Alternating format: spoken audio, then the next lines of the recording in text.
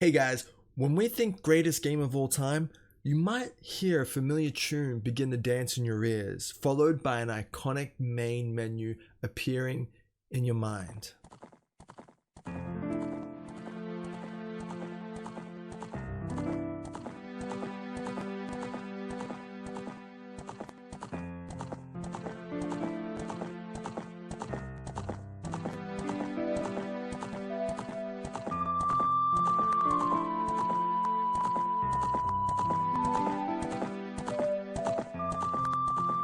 The Legend of Zelda Ocarina of Time. Nostalgic, epic, memorable. Now, if you haven't heard or seen that in a while, you're welcome. I mean, this menu takes me back to a time when my only responsibilities were beating bosses, acquiring spiritual stones, finding new items, and, oh yeah, killing chickens.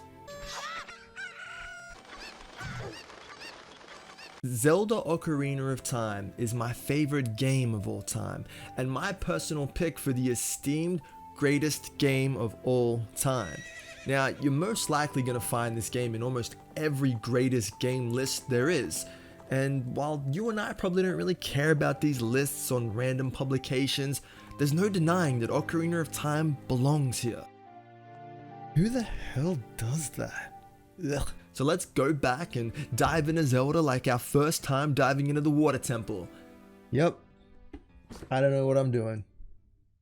Now, while The Legend of Zelda, which was the first entry of Zelda games, was released back in 1986, Zelda Ocarina of Time first appeared in the wild in December of 1995 in Japan, at none other than Nintendo Space World, of course. Now, the game was only demoed here, and therefore convention goers would only see a 12-second, albeit quirky video of game footage that was definitely beta or probably pre-beta.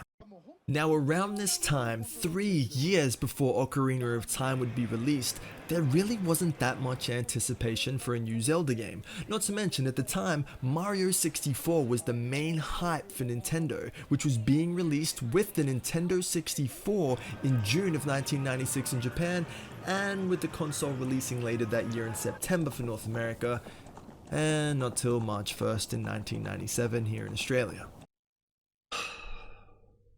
We would then have to wait for over a year for Ocarina of Time to be released in November of 1998 for Japan and North America, and in December for Australia. And if the hype and anticipation was nowhere to be found in 1995 at Nintendo conventions all over where Mario reigned supreme, oh boy was the world in for a surprise where hype and anticipation wouldn't even begin to describe the release of Zelda Ocarina of Time.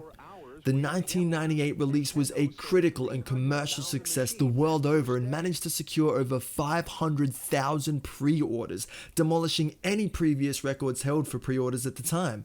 Zelda would then go on to make hundreds of millions of dollars and would even make more money than some Hollywood films being released that same year.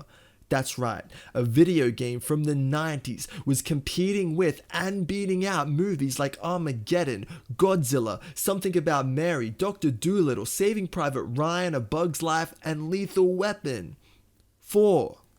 Not to mention, video games didn't have a half-bad release year either, and Zelda outsold all of them. We're talking Banjo and Kazooie, Star Wars Rogue Squadron, Pokemon Stadium, Mario Party, and that's just the Nintendo 64. On Game Boy, PS1 and PC, we had Pokemon Yellow, Metal Gear Solid, Spyro, Tomb Raider, and even StarCraft. And through this list of at least 15 to 20 iconic games, one would stand out dramatically and catapult itself to the top of the list of greatest game of all time and hold its own for over 2 decades.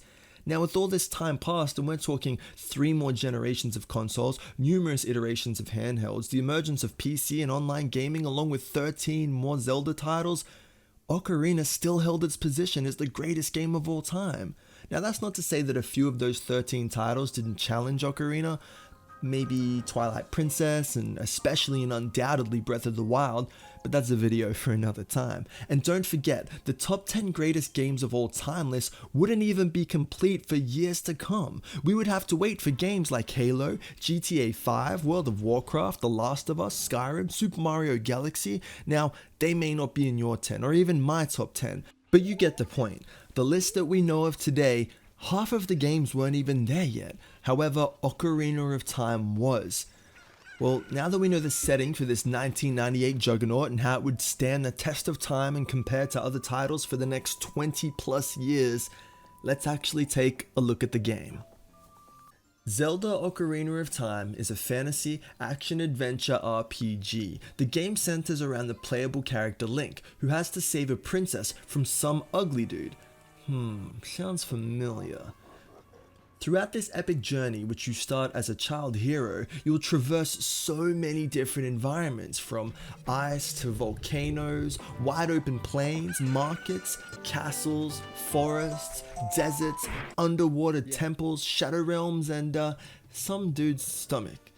Zelda absolutely knocks it out of the park and sets the bar high in the 90s when it came to the video game environment. No longer can you get away with the same old platforming, copy-pasted caves or landscapes. No, every step of progress leads you to a new adventure in a new place to explore and interact with, and hopefully not get stuck in for an eternity. It becomes pretty evident early on as to the importance of music.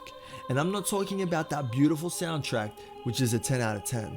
I'm talking about the numerous music cues around the game that are used to solve puzzles, but most notably, the ocarina. The ocarina is given to Child Link, and later on you'll find the Ocarina of Time, which is kind of given to you by Zelda. The player will progress through the game by learning songs on the ocarina, which alter the world around you, or help you solve puzzles, or in the later game, teleport you.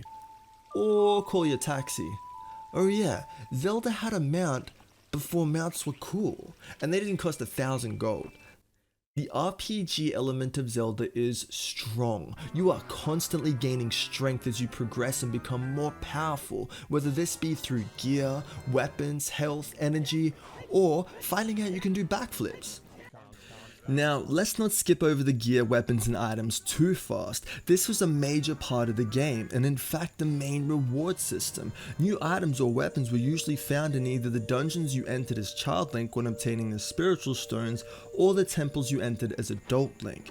Now, getting a new item in Zelda might have been some of the most exciting moments in gaming. I take that back. A boss key. But seriously, a new item completely changed the dynamic of the way you played the game. The item was essential. You needed it to finish the dungeon or temple you were in, unless of course you were cheesing some mechanic. But not only did it affect the dungeon or temple you were in, it essentially changed the world around you. Remember that sculpture you couldn't quite get? Well, now you can. Remember that ledge you couldn't get to? Now you can. Remember that underwater place you couldn't quite get to? Just get me out of here. Every item had its place in Zelda, and each one of them had their own necessary use in either the world or a temple. Speaking of temples, when I revisit Ocarina of Time, it does seem a little bit more linear than my first couple of playthroughs, especially since playing Breath of the Wild, where you could quite literally complete the game in any order you wanted to, or even go and try and defeat Ganondorf a couple of minutes after booting up the game. Although, in Ocarina, only completion of the Spirit Temple and Shadow Temple are required to beat Ganondorf, and you can do these temples in any order. However, you do need the items from the previous temples and dungeons. Nonetheless, you still do have a large degree of autonomy here, especially compared to other games in the decade of its release. And even for years to come, where playing on rails would be almost all but guaranteed for most similar RPG titles. But given the original vast landscape of Ocarina of Time, it really did feel like you could do whatever you want. And back then, that's exactly what I did. Play mini games at the market, kill zombies at the market, catch ghosts, fish, farm rupees for no particular reason. I'm sure the princess can wait, right? But when you finally did prepare to fight your way through a temple, oh man, did you have to come prepared. Mentally. Temples in Zelda were both action-based fighting with your sword and shield and any new items you might have found, but they were also a completionist adventure, making sure you got all the goodies that temple had to offer. And, most importantly, temples were mainly pretty much giant puzzles. Some harder than others of course, but everyone brought their own challenges and always incorporated new items or mechanics to accomplish these puzzles. Each temple had essentially the same progression of finding a dungeon map, followed by finding some keys to make your way through other parts of the temple, and then you'd find the unique item the temple had to offer or a boss key, and then of course a boss fight. What video game is complete without a boss fight? I definitely didn't realize it at the time of my first playthrough, and maybe not until a few playthroughs later, but Zelda boss mechanics are actually very cool. I mean, I love Mario Odyssey, and I know I probably shouldn't compare these two, but the Mario Odyssey boss fights, they suck. Okay, I went back through the boss fights just to check if they do suck.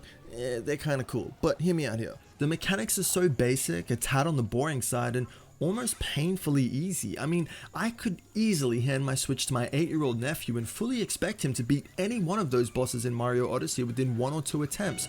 But if you think he would have a chance at figuring out how to beat the Sorceress Sisters or getting through the Water Temple, there's no f***ing way. Although I myself did finish Zelda when I was about 9 or 10, albeit over almost a year of playing and looking at a couple of guides and walkthroughs, nonetheless, there is something to be said about the difficulty of this game and the sense of accomplishment you feel when solving a puzzle, beating a time trial, finding a temple, beating a boss, and of course the pure joy of actually finishing the game as a whole. When you finally cure the world around you of its madness that it descended into during your absence/time travel while Ganondorf took over Hyrule, man. You know, this video was never meant to be a review, and as I go on I realize that I could spend an hour talking about the adventures of young Link alone and then at least 30 to 40 minutes on each temple. Rather, it was just to explore the elements of the game that have stood the test of time. A non-linear, far from being on rails experience where you as the player got to choose how you proceeded on your adventure, a gaming environment and format that would raise the bar for years to come, and let's not pretend that nostalgia doesn't play a role in the discussion of greatest game of all time, because it definitely does, but unfortunately, that doesn't really change the way I experience the game to this very day. And I know I said I'd leave Breath of the Wild alone for another video, but as a quick point of comparison, you gotta admit the Zelda Ocarina of Time temples are just better than the 4 Divine Beasts. They're better themed to the point of almost every room being a strong indication of exactly where you are, they're more rewarding in terms of items and boss fights, and there are more of them. And yes, Breath of the Wild's world is like 50 times the size of Ocarina of Time and is a clear winner in this category, but it still goes to show that Ocarina of Time really does somehow after all these years hold its own. Now, would I expect someone who played Ocarina for the very first time in these recent years to put it in their top 10? Well, I guess it depends. Like we said, nostalgia is important here, and so is seeing the game through the 1998 lens in which it was released. But would kids these days be wondering why the game isn't online? Why isn't the open world bigger and more malleable like their Minecraft? Maybe, but I do think Ocarina has some pretty unparalleled features. Its soundtrack and music themes were instant classics. The story, which we didn't even touch on, is very in-depth, heroic, masterful, and an epic narrative which to this day is still replicated and seen through the strong silence hypes all throughout gaming.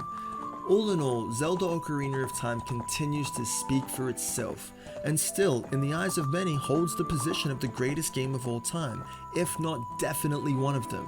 And for a video game released in 1998 on the Nintendo 64, that's a pretty impressive feat.